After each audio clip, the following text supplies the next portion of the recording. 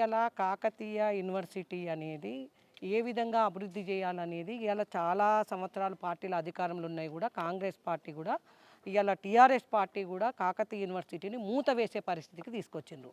ఇలా కాకతీయ యూనివర్సిటీని మేము ఇలా భారతీయ జనతా పార్టీ రెచ్చగొడతా ఉంది, ప్రతిపక్షాలు రెచ్చగొడతా ఉన్నాయి.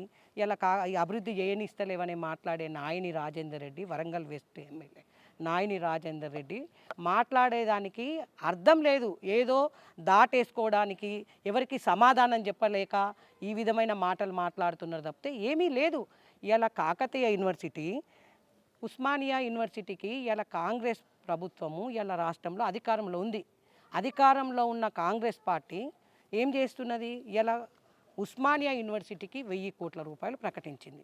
అదే కాకతీయ యూనివర్సిటీకి 50 కోట్లు ప్రకటించింది. అది పేపర్ వరకే పరిమితమైంది తప్పితే ఎక్కడ మరి ఆ నిధులు ఏవి? నిధులు తీసుకొచ్చి మాట్లాడు. నిధులు లేకుండా ప్రతిపక్షాలు మాట్లాడితే నోరు మూసుడు, ప్రతిపక్షాలు మాట్లాడితే అడ్డంబడుడు కాదు, అభివృద్ధి చేయడానికి మాట్లాడు. ఇలా కాకతీయ యూనివర్సిటీలు ఎవరు చదువుకుంటారు? పేద విద్యార్థులు చదువుకుంటారు. కాకతీయ యూనివర్సిటీలో పీజీ చేయడానికి వాటి కోసము ఇలా పేద విద్యార్థులు చదువుకోవడానికి ఉంటుంది. దానిలో ఏమి కావాలి? పేద విద్యార్థి చదువుకోవాలంటే లెక్చరర్స్ ఉండాలి, ప్రొఫెసర్స్ ఉండాలి. అట్లాంటి లెక్చరర్స్, ప్రొఫెసర్లు ఉంటేనే కదా విద్యాభ్యాసం సజావుగా సాగేది. వాళ్ళకి చదివే చక్కగా లేకుంటే పేద విద్యార్థులు ఇలా యువత మంచిగా చదువుకొని ఉద్యోగాలు చేయాలంటే విద్యాభ్యాసం కరెక్ట్గా ఉండాలి.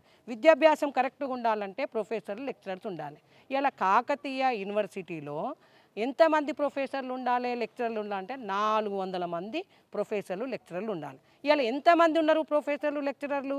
75 మందికి మాత్రమే పరిమితమైంది. అంటే మీరు చూడండి, అంటే పేదవాళ్ళు చదువుకునేదానికి ఈ విధమైన చిన్న చూపు చూసుకుంటూ ప్రతిపక్షాల మీద మాట్లాడడము, ఇది వాళ్ళు దాటేసుకోవడానికి మాత్రమే. ఇక మిగిలిన వాళ్ళు ఎంతో కొంత అవుట్సోర్సింగ్తో పనిచేస్తున్నారు. అంటే దానిలో చాలా డిపార్ట్మెంట్స్ ఉంటాయి. యూనివర్సిటీలో చాలా డిపార్ట్మెంట్స్ ఉంటాయి. ఏది పొలిటికల్ సైన్స్ విభాగంలో పర్మనెంట్ లెక్చరర్స్ ఉండాల్సిన దాంట్లో 0 ప్రొఫెసర్లు అనేది పొలిటికల్ సైన్స్ విభాగంలో 0%. అదేవిధంగా తెలుగు విభాగంలో పర్మనెంట్ లెక్చరర్స్ లేరు, ఎవరు కూడా లేరు, 0 లెక్చరర్స్ అనేది. హిస్టరీ విభాగంలో పర్మనెంట్ స్టాఫ్ ఒక్కరు మాత్రమే. అదేవిధంగా పబ్లిక్ అడ్మినిస్ట్రేషన్ విభాగంలో పర్మనెంట్ స్టాఫ్ ఒక్కరే. ఇక కామర్స్ విభాగంలో కావాల్సిన స్టాఫ్ ఎంతమంది ఉండాలంటే 40 మంది ఉండాలి. దానిలో కేవలం 6 మాత్రమే స్టాఫ్ ఉంది. ఎకనామిక్స్ విభాగంలో పర్మనెంట్ స్టాఫ్ ఒక్కరు మాత్రమే. దానిలో ఉండాల్సిన వాళ్ళు 28 మంది. అంటే కాకతీయ యూనివర్సిటీ చక్కగా సజావుగా సాగి విద్యాభ్యాసం రావాలంటే ప్రొఫెసర్లు, లెక్చరర్లు ఉండాలి. ఏదో తూతూ మంత్రంగా నడిపిస్తూ ఉన్నావు.